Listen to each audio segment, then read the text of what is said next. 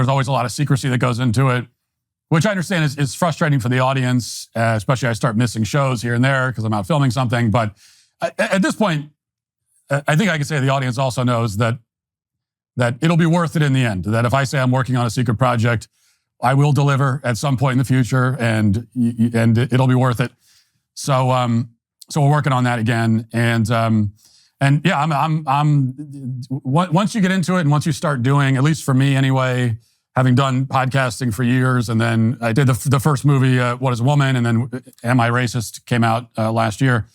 But once I experienced that, what it's like to do a piece of long form, entertainment content that you work on for months and months and months, put a lot of time into it, you put it out into the world, and it makes an impact. People watch it, and it makes an impact that lasts longer than 30 seconds, which is usually how long, like a podcast lasts. Once you experience that, you want to keep doing it. You can't let it go. So there's plenty more to come. I wish I could say more about it, but that's it for now. Yeah, well, let's delve into the previous projects a bit. So you already named them, What Is a Woman and Am I Racist? I thought those were both spectacularly well-timed and also pitched at exactly the right public level. You have a real knack for taking a topic that is, in a sense, intellectual and philosophical at its core, but investigating that in a way that makes it sufficiently accessible to people so that you can ensure a very wide audience and commercial success and also communicate something. So why don't you bring everybody up to date with regard to What Is a Woman and Am I Racist? What level of success, what level of reach did those projects bring? And what opportunities has that opened up for you on the documentary and film horizon? Yeah, I mean, we were blessed in both cases that they were extremely successful. I mean, it's sometimes it's hard to put it into perspective when you're talking about success for a piece of content that's on the platform behind a paywall versus in theaters. And What Is a Woman was only on the platform and we never released it in theaters. It was a huge, massive hit for us. And then at the time, the biggest hit the Daily Wire had ever had, when you look at just number of views and subscribers and everything else. And then Am I Racist comes out, we decide to pursue the theatrical release with that. And there was always the question of how is that going to affect. We wanted to put it in theaters. We wanted to reach a wide audience. We want to kind of play in that. We want to be on that playing field. If you really want to engage with the culture, you have to go where the culture is happening. And it is still happening in movie theaters also. So we wanted to do that. We weren't sure how that would impact the success on the platform. Would everybody go see it in theaters and they're not interested in watching it on the platform? We weren't sure. It was worth trying. And what we found is that for a documentary, it was massively successful in theaters. It was the number one documentary box office wise of this decade. It's top 35, top 30 for documentaries in the box office all time. And then on the platform, it became the new biggest hit the Daily Wire had ever had, even surpassing What Is a Woman. And what we found is that actually there's putting in theaters, you access a large audience. It also is its own kind of marketing engine. Now more people know about it, and they're going to want to go find it. So it's been incredible, and I think the main opportunity it opens up for me anyway is doing another one. And once you kind of have to prove yourself, especially for us. And I know going into this, I never made a movie before What Is a Woman. You got to prove yourself. You got to prove you can do it. Then you got to keep proving yourself. And if you have success with one film, then that kind of buys you the next one. And so we're so far so good, and so we're gonna keep going. Yeah, well, that's really cool. I mean, obviously the first one is by far the most difficult, like the first customer that you have in a new business or your first book sale, anything unlikely, but it's very unlikely that a film ever gets made. And then it's within the category of films that get made, it's very unlikely that they'll be successful. And I would say that's particularly true for documentary releases theatrically. And it's also really good to hear that, and I think this is a lesson too, in a way, that it's not a zero-sum game, right? You can because the potential market is so huge, the fact that you did release in theaters, as you said, had a boosting effect in the other avenues that you wanted to walk down effectively, right? To bring subscribers, for example, to the Daily Wire and viewers. And so your theatrical release was nothing but additional icing on the cake, hey? Yeah, that's what it was. And you're right, once you get into trying to make a movie, you start to appreciate what I didn't appreciate before, which is that this is so incredibly hard to do. And there are so many ways it can go wrong because unlike any other art form that you can think of, or unlike most other art forms, it involves so many people. And we're doing documentaries. So with documentaries, it's a much smaller team, but it's still a large team. We have our director, producers, with the camera crew. We have, you've got your people that are on development. Then there's the production side and the editing side, and then the distributors, and then people marketing. Because how are you going to get people to even watch it? They have to know that it exists. And so you've got all these different teams. And if anything goes wrong along that chain, if anyone screws up, then it could derail the entire thing. And that's how you end up. So I started to appreciate, okay, well, how can you make a movie that's good but doesn't do well? Well, that's actually very easy to do, especially if you screw up on the marketing end, that can happen, or the distribution end. What, to me, the bigger mystery that I always wondered is, how do bad movies exist? How did no one notice before this thing came out how bad it was? And I started to understand that too. Now, fortunately, I think both of our movies are really good. But when you're in the process of making it, you understand that, I could see how this could, it feels good to me right now. It feels like we're making a good movie, but it's got to go through so many hands before it finally makes it out into the world. And if they don't steward it the right way, then we could end up with a bad movie that felt good at the time. And so I have developed an appreciation for that. And I'm a little bit more forgiving now also of, only a little bit, but a little bit more forgiving of movies that I watch that don't quite nail it, because I can see how that might happen, even with all the best intentions. Well, it's also hard, I think, to bring the proper critical eye, or have the proper critical eye brought to your work, say by your friends. I find that as soon as I'm personally involved with someone, maybe I've solved this in relation to my own work, but as soon as I'm personally involved with someone, if they send me something to evaluate, I find it quite difficult to evaluate it as soon as that personal connection is there, right? Because you lose that necessary distance. So, look, you did 2 movies in a row that did well, and they were similar in quality and format. I would say, they were markedly of the same approach. What role did you play in constructing and supervising the editing, and in overseeing the people who were involved to make sure that it stayed on track? Because as you intimated, you don't need very many weak links in the chain before you've got quite the catastrophe on your hands. Yeah, that's for sure. I'm very involved in all my projects. Part of that is the way I feel about it is I'm on camera. I have to own this thing.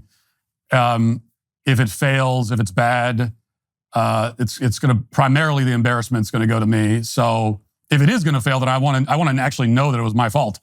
But to be embarrassed by something being bad, that where I don't want to look at it and say, well, that wasn't even my fault, because that makes me feel helpless. I want to be able to know that I have ownership of this thing. So I'm very involved every step of the way on the production end of things. Now, we do also have a director, Justin Folk, who directed the last 2 films, who's an excellent, incredibly talented director.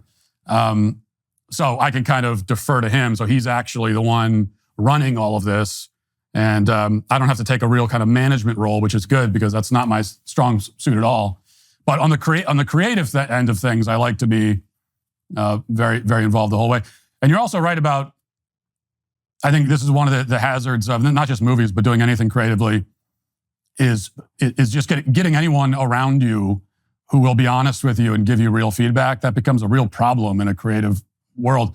Now, I have one major advantage, which is I do have the person who's the very closest to me on earth, who's my wife, will actually be brutally honest. which I've realized is like a major. It's like an ace up my sleeve. It's a major. Oh, that's for sure. Weapon. Well, that's a whole additional brain, Matt. Right. Exactly. Which also makes me. It makes me so with both movies. I didn't show them to her until they were very far along, because I was terrified to show them to her because I knew that she'd be honest, and if she didn't like it, I didn't know how I would handle that. Just because it's devastating to put that much effort and heart into something, and then the person closest to you doesn't like it. But in both cases, she watched it and she loved both of them. And once I knew that, I felt fine. I had a lot of confidence going into the premiere and everything. So you worked on, two questions. I want a technical question first, because I think this would be useful for the viewers and the listeners. Do you want to distinguish between the roles of producer, director, and editor? You know, these terms are bandied about all the time, but that doesn't mean that everybody who encounters them knows exactly what they mean. And so if, in your experience now, how would you characterize the role of a producer? Yeah, that's interesting, because a producer is an interesting title, because that could be someone who does nothing at all or someone who does everything, at least in my experience. Now, I've been blessed to work with really good producers, but let's face it, you can't just put your name on something as a producer and do almost nothing towards it. But in a perfect world, a producer is kind of involved at an overseeing level at every step along the way.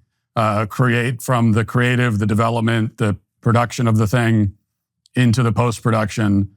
And so they're going to have a voice and a say every step. And they kind of have this bird's eye view of the whole project. And they're often arranging funding too, eh? Right. Funding, the logistics. So, you rely on the producers, especially for the films that we've done. The logistics are a major challenge of, because we're going out and we're making a movie, we're telling a story, but not everybody on camera quite knows what the story is. So not everyone's kind of in on the joke. In fact, nobody is but me. So that creates all kinds of logistical problems. And so we need brilliant producers that know how to make that work. And we do have that. Then the editors are going to be on the back end after you've already produced it. Now their job, now that we have the thing, we filmed it, now they got to cobble it together. And that's always a challenge in a film. I know with the kinds of films that we make, again, it's an even greater challenge because we have so much raw material. And now here's all this raw material. Now you have to sculpt it into something. You got all this clay, sculpt it into something. And then the director is the captain of the ship, is the person steering the ship this whole way. And the editor, the editing function, I find particularly interesting. When I'm writing, I learned to edit from writing, and I write a lot more than I keep. And I probably edit for half the time that I write. Like I separate the functions. There's a writing function and an editing function. And I've become much more effective over the years at writing a better and better first draft. But editing, and I've also seen this with my other ventures, with Peterson Academy, for example, and with the Daily Wire as well, how important, with the documentaries that I've made for the Daily Wire, how important editing is.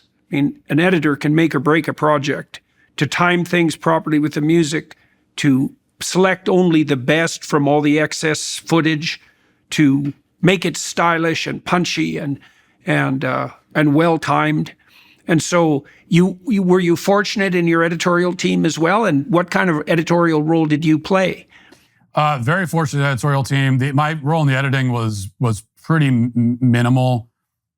More involved than someone like me would normally be involved in something like that, but it was still, editing on a film like this is hours and hours and hours and hours every day in the editing bay. And that's not what I was doing. I kind of, maybe like once a week checking in, and especially when you're dealing with these once you get through the lion's share of the edit and you're down to, maybe you want the movie to be an hour 40, you're down to like an hour 50. And so you got 10 minutes to cut. And at least in the past two movies, that's where I'm the most involved, because most of the hard work's been done. Now we just got to figure out, there's like a couple things we got to take out of this. And here are a few candidates for what we might cut. And that's where I'm involved in helping to make those decisions. And I certainly got an appreciation for how important the editing is, because I can tell you that in both movies, I saw the first cut, and I hated the first cut in both movies. I was devastated by how much I hated it. And of course, our director, Justin, he warned me because I'd never seen a first cut of a movie before.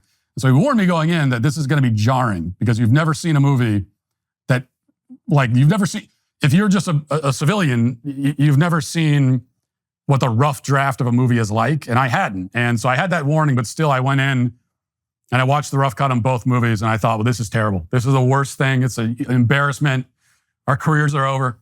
And then I got to be talked off the ledge a little bit. And as we went through the editing process, once we get through it, then you start to see, okay, like things that's little cuts, like, okay, this scene goes on 3 seconds too long. And when you cut that 3 seconds off, it goes from a scene that doesn't work at all and is terrible to a scene that is perfect. And the score, the music too, of course, is so important in a way that you don't quite. And there are little moments here. Maybe we just need to add a little pause there. Maybe we need to take a pause out of that spot. Just these little things that you don't appreciate how important those are to the final product.